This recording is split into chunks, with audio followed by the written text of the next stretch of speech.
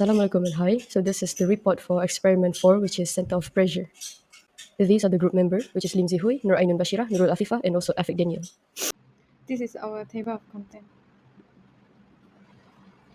In this experiment, we investigated the distribution of hydrostatic pressure on a submerged plane surface, and we determined the location of the center of pressure.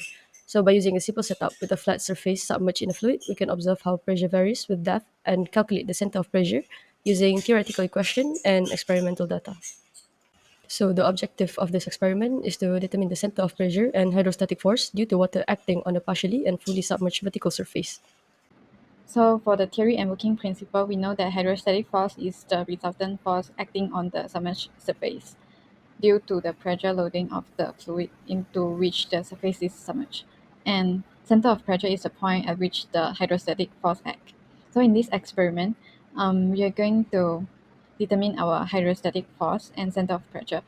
And before that, we need to considering the following. Number one is that the hydrostatic force at any point on the curved surface is normal to the surface and resolved through the pivot point because it is located at the origin of the radii. So hydrostatic force on the upper and lower curved surface, therefore no net effect. So we are not considering the hydrostatic force on the curved surface. And besides, the force on the sides of quadrant are cancelled out at each other because they are equal and opposite. And then for the hydrostatic force on the vertical submerged face is counteracted by the balance weight. The resultant hydrostatic force on the face can therefore be calculated the value of the balance weight and the depth of water. And for this page, we have two equations, which is equation 1 and equation 2. So both of these equations are general equation. For the equation 1 is the equilibrium moment condition, which is occurs between the balance weight arm and the quadrant. So this is how we calculate it. And then equation 2 is the general equation for the resultant hydrostatic force. So in this page showing four equation, at the left side is equation 3 and 4 is for the hydrostatic force for partially and fully immersed. You can refer to the figure 1 and 2 because they are some measurement, which is their HC is different. So they are different formula, and also their area is slightly different because for partially is only immersed, partially for fully is like almost it's like totally submerged. So for the equation 5 and 6 also refer to the figure 1 and 2. So there is the theoretical distance for the from the pivot edge to center of pressure. So in this page we have the experiment distance from pivot edge to the center of pressure for the partially and fully for equation 7 and 8, and for 9 and 10 we have formula for finding the second moment of area of immersed body. And then this is equation 11, which is the last equation, is to calculate the percentage error. For the experiment setup, we have balance up, level indicator, weight hanger, quadrant, weights, counterbalance, pivot, scale, drain valve, and rectangular transparent water tank.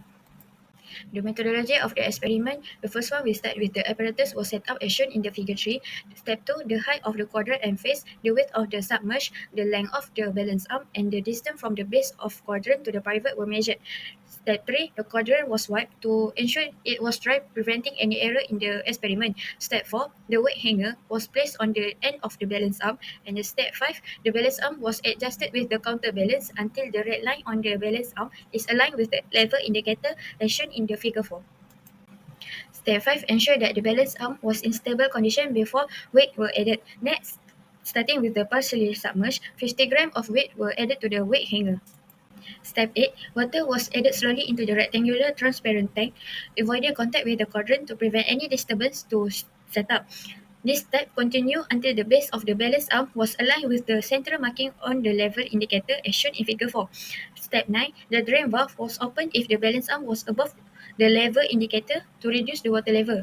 Next, the depth of the immersion was recorded when the balance arm was stable using the reading scale on the quadrant. Next, step 5 to 10 was repeated with the 50 gram increments of the weight each time until the final weight of the 250 gram was reached for the partially submerged condition.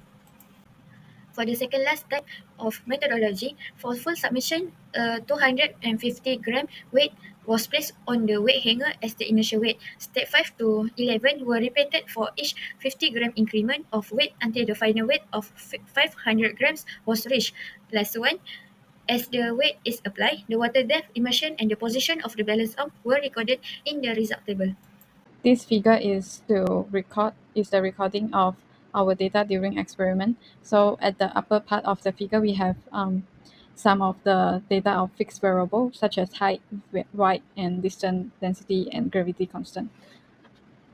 Figure 2 showing the list of formula, and table 2 showing the data for mass, depth, hydrostatic force, theoretical, and experiment COP. So this is the calculation done by the list of formula. Discussion 1. Plot the following graph. The hydrostatic force versus the depth of emission, the experimental depth of center pressure versus depth of emission, the theoretical depth of center pressure versus depth of emission. So based on figure 3, it shows that as the depth of emission increases, the hydrostatic force increases. Next, figure 4 shows that the experimental COP increased at the first and then started to decrease slowly as the depth of emission increased. Lastly, from figure 5, it shows that the theoretical COP value decreases slowly as the depth of emission increases. For discussion number 3, discuss the variation of hydrostatic force with depth of immersion. As we can see from figure 3, it shows a linear form of graph.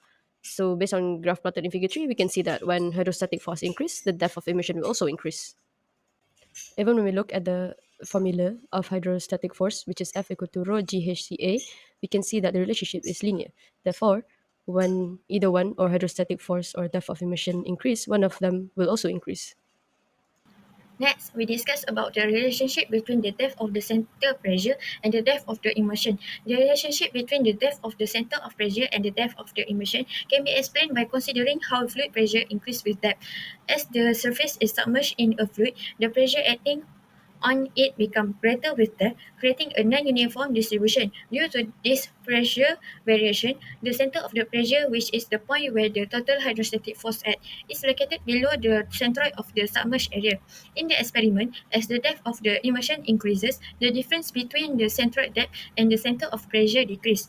At shallow immersed depth, the pressure difference between the top and the bottom is significant, causing the center of pressure to be much lower than the centroid.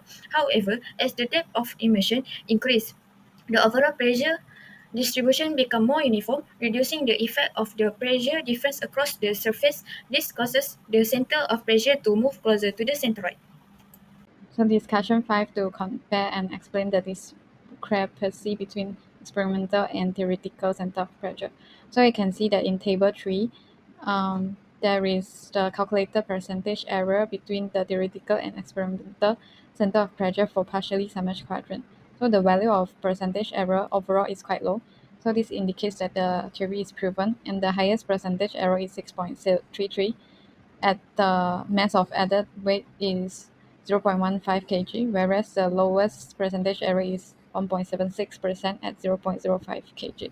So in figure 6, we can observe that the percentage error is the lowest at mass of added weight is 0.05 kg, gradually increase at 0.1 kg added weight, reach the peak at 0.15 kg and drop at 0.2 kg, which has 5.16 percentage error. In table 4, it shows the calculated value of percentage error between theoretical and experimental center of pressure for fluid submerged quadrant. So the value of percentage error is quite low, even lower than the percentage error of partially submerged quadrant. And as you can see, the percentage error is 4.15%. At the mass of added, the highest percentage error is 4.15, and the lowest percentage error is 2.5 as 0.5 kg. So these are the safety procedures, which is number 1, handle water carefully to avoid spills and spilling hazard. Number 2, secure the floating body to prevent it from tipping suddenly. Number 3, avoid loose clothing and jewelry and tie up long hair. Number 4, wear appropriate personal protective equipment (PPE) such as lab coats, gloves, and shoes. Number 5, handle the weight properly to avoid from damaging the equipment. And lastly, make sure eye is perpendicular to the reading of the ruler to get the accurate reading and avoid parallax error. In conclusion, the hydrostatic force of a partially empty submerged object due to water acting on it increases as the depth of emission increases. On the other hand, the center of pressure decreases as the depth of emission increases. So this is our reference. Appendix, we have Excel link for our calculation. Thank you.